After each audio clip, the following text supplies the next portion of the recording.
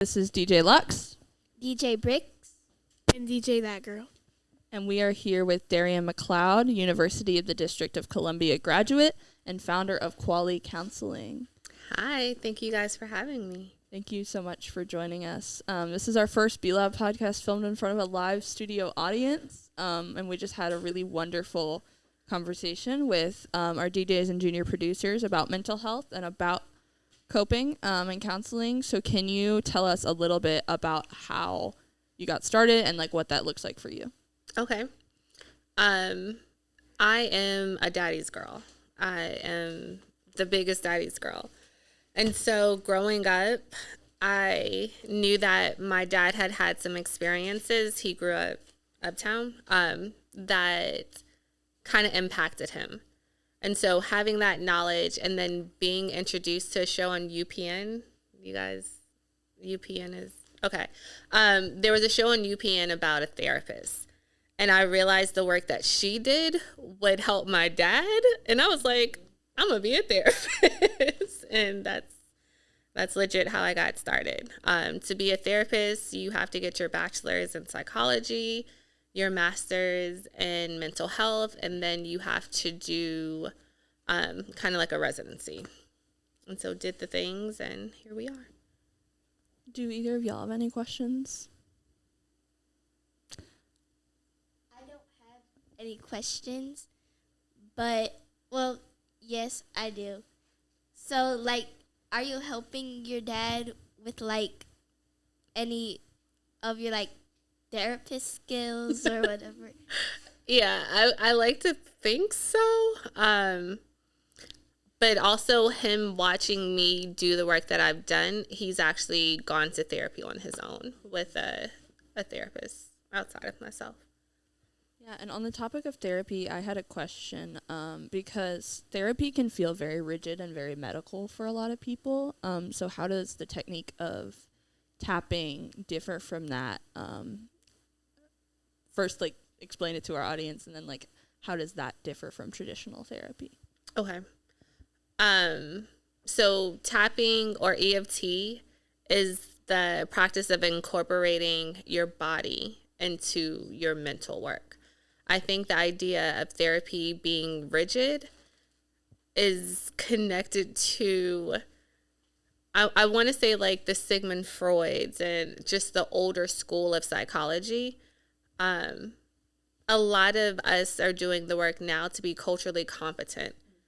And what that means is acknowledging the full body, acknowledging new practices, and just showing up authentically ourselves so that the people we're working with can be comfortable showing up authentically themselves. I think that was wonderfully worded. I've seen a big shift in how therapy is approached, because in the past I've seen it like therapists are kind of a separate entity from their patients, and they're just like a void and not a person. But a lot of therapists, especially like on social media, are opening up conversations about like connecting with your clients and making sure they know that you are also a human and you can connect to those experiences. Which I think opens up the space to become a lot more safe and welcoming. Especially in my community, therapy is not normalized. Therapy is still very, I'd say mystical, because they don't understand the practice of it. So showing up fully myself, some of my marketing material I have girls in, like, I just show up fully myself so that my community knows it's for us too. I know many people think, like, they think that therapy is cheesy. Like, they don't want to go because they feel like, you know, the therapist is going to, like, tell people about your life and how you opened up. How do you get people to, like, open up to you if they're scared to tell you what they're going through? Therapists first are bound by something called confidentiality. I cannot repeat anything anyone tells me unless I have someone to protect. So if you're telling me your deepest, darkest secrets, I cannot ever repeat that. I can get in trouble for repeating that. If you tell me you're going to harm your neighbor, I have to protect your neighbor. And that, in my practice, I share that consistently throughout the work that we do, just to remind them this is a safe space. And I think that's important. I think a lot of kids, especially, are really scared to go to their school counselor, especially if they're struggling with mental health, because they think they're going to get in trouble for having those negative thoughts. Yeah. But even if you do get flagged and, like, they have a conversation with your parents, it's all in, like, your best interest, and it's to protect you and to keep you safe. Mm-hmm. It's much better that your caregivers know what you're going through than to hide it and be hurting. Absolutely. Yeah. School counselors are a little different, or governed by a different set of rules, but confidentiality still applies to them. Yeah. And I think for a lot of people, because therapy is expensive sometimes, like seeking it out from clinics and hospitals and even private practice can be really expensive, especially where health insurance is becoming a lot more difficult to get. Mm-hmm. But especially with, like, kids, like, this space, I think school counselors are they have been a helpful resource for me, at least. They are absolutely a helpful resource. But also, like we were talking earlier about community gardens, there's a lot of nonprofits committed to making therapy accessible. So can I say the names of some? Okay. Like Love Laden Vouchers, they provide vouchers for therapy. And I know a lot of the therapists that I'm in community with, we are really committed to being accessible. So we do sliding scales. We accept Medicaid. To be a therapist, you're doing heart work. So it's capitalism doesn't run us. I think that's a really wonderful way to word it. Tay, you had a question? Can you ask the favorite moment in their work? What has been your favorite moment in your work? Ooh, okay. I think one of the most best moments I've had in my work is recently I did a workshop with Essence Fest. And so I led tapping like I did with y'all. And my aunt and my grandmother, and I was able to see them connect to the work that I do in a different way. Because it really is one of my greatest purposes is to normalize therapy. I think therapy is such a powerful tool. I wish I could just pass it out. And so being provided a stage like that to normalize the work that I do felt really, really, really great. I have a question. Mm-hmm. So if you do therapy and, like, let it all out, does it help you become a more organized person? Yeah. Yes. It also depends on what causes the disorganization. A lot of therapy is identifying the core beliefs that drive your behaviors. So if there's a belief connected to organization, acknowledging that and trying to work with ways to implement new beliefs. Chris had a question? Some people think therapy is a scam. Can you give some reasons why it wouldn't be a scam? Yeah. So some people think therapy is a scam. Could you kind of explain the reasoning behind that and ways to combat that? I think people believe therapy is a scam because they think it's just talking, right? They think you're showing up, spilling your secrets, pouring your heart out, and then it's like, cool, thanks for sharing. But therapy is science back, right? Like, it's the idea of connecting your beliefs with your emotions, with your behaviors. And so when you look at therapy from a scientific standpoint, it's about change. It's about being a catalyst for change. And that's not a scam. I love it. Sorry. All right, so since you work with a bunch of psychological stuff, like, do you work with any, like, positively? Like, in a world like this, a bunch of young people walk it. So So, what advice for young people do you have about staying positive in a world like this?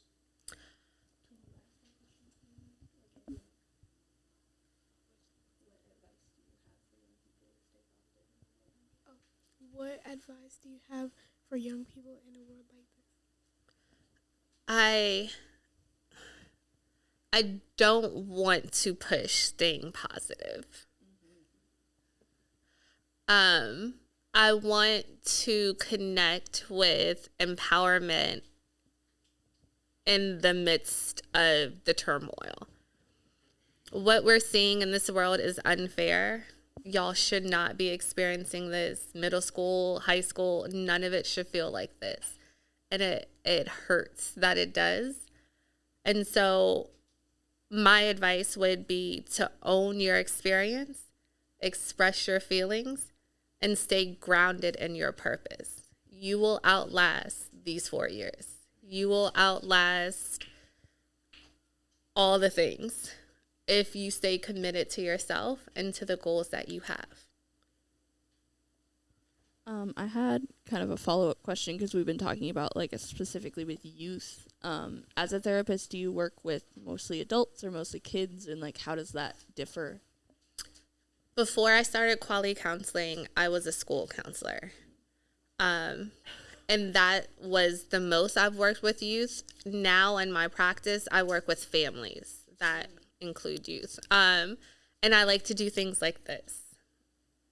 Working with you guys is heavier. It's heavier. And so when we talk about self-care and acknowledging what we need and who we are, I've acknowledged that I can do intermittent work with the youth, but I can't do it every day. My heart feels so much for y'all. My question is, do you think every therapist should have a therapist? Do you think every therapist should have a therapist? I do. I absolutely do. If it's not every week therapy sessions, at least having a therapist on call to check in with, because we're people just like everyone else's people, and the world impacts us just the same. And I also think it would be kind of, right? Like if I'm saying you should go to therapy, you deserve the support, it would be hypocritical of me not to follow that advice. Aurelia? I'm not following up on that. So, like, you, as a therapist, you'll probably hear some, like, really, like, when people share their feelings with you, they can say some really hard stuff that they're going through. You know, you'll feel bad for them. How do you deal with that, like, on your own? Like, as a therapist, you're supposed to listen to everybody's problems, and you have to, you know, like, help them progressively get better. How do you find time for you?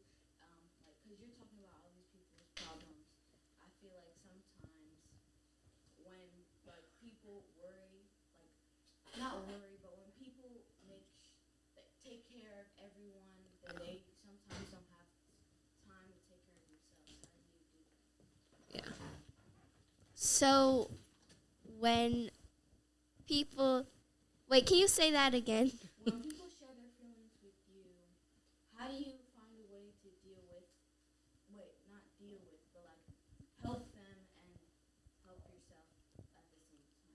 So when people open up to you and share your feelings in therapy, how do you find a way to balance the weight of what they're experiencing and its impact on you, and also helping them deal with their problems or their struggles? I'm able to hear the challenges that other people are experiencing and not feel hopeless about it. I really trust the work that I do, so it never feels disempowering. And I have a lot of really great self-care practices. Someone mentioned running. I'm in the gym, I'm running. I spend a lot of, my daughter's homeschooled, so I get to spend a lot of time being creative and playful. I have a really great husband, and so my partnership pours into me, and I have amazing friends. So I care for myself, and then I have a big community that will also care for me.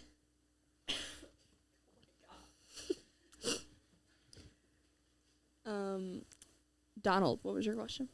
What do you think is like the best part about your job, and what is like the worst part about your job? What would you say is like a highlight of your work, and what is something that is more difficult in the work that you do? Hands down, the most difficult part of the work is the capitalism piece. Dealing with insurances, billing folks, especially if someone's coming to me and sharing like how their finances are feeling so heavy, and I'm like, cool, I'm gonna run your card in 50 minutes, like that sucks so bad. But the best part of my job is watching people find their strengths and watching people kind of like fill up. And that feels really good, watching the change. Mm-hmm. Like seeing people fulfill what they had shared were their hopes to get out of therapy, and like seeing that come true. Yeah. And that is something I can relate to. Like I have quit therapy twice because I've gotten to a point where I don't need it anymore. And like I have gotten to a point where I can cope on my own, and like radical acceptance has been a really wonderful thing for me. Radical acceptance is the idea that there are some things that you cannot change, and instead of being anxious over like how you could be fixing it when you really can't, like accepting that that's happening and let it pass. And that has helped a lot with like other people's opinions of you are none of your business. None of your business. None of your business, because everyone to you, every single person in this room is a different person than they may think they are. So like how we perceive each other is none of our business, and letting that just pass over us and not getting caught up in it has been really helpful for me. Chris, what was your question?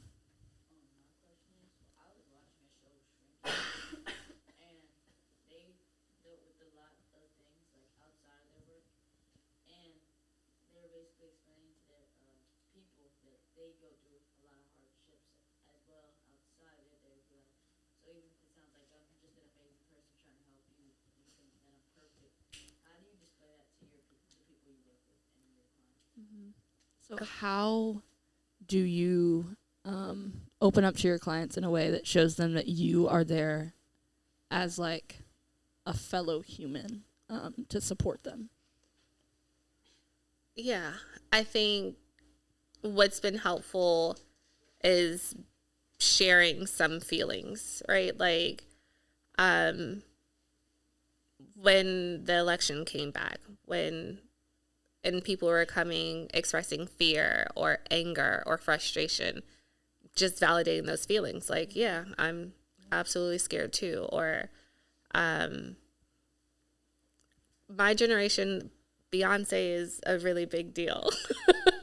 So sharing like my excitement over the acts coming out, just allowing myself to be seen, I think is helpful. I have a question. So how do you deal with people that don't have the same beliefs as you? That's a really good question. I acknowledge that everyone is allowed to have the experiences, the beliefs, the thoughts that they choose to have. We all get to do this life in a way that feels good for us. And so, yeah, if you like it, I love it. And as long as it's not one of the beliefs that we're working on because it's truly causing distress, I validate it, I support it, I celebrate them. Yeah. And I think for our final question, Colby.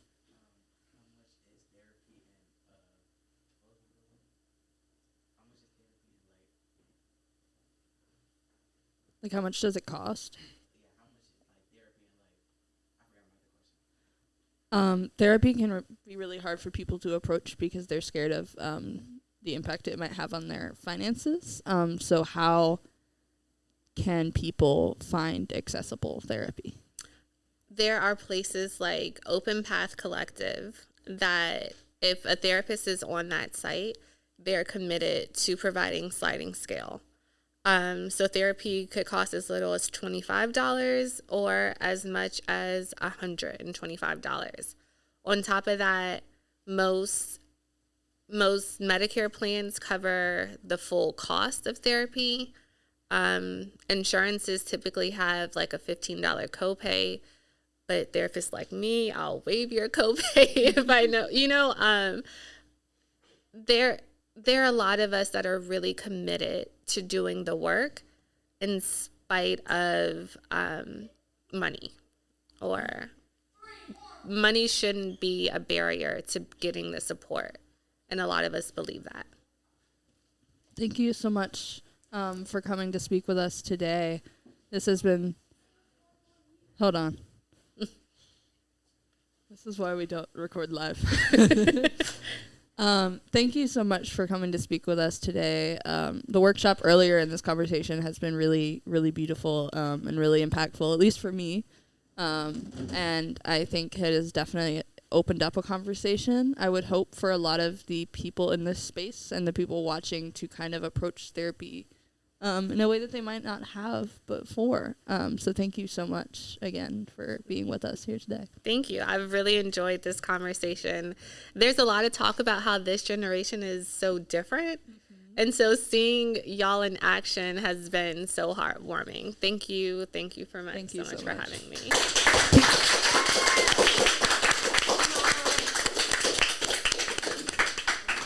All right, we're going to do our shout out circle up here.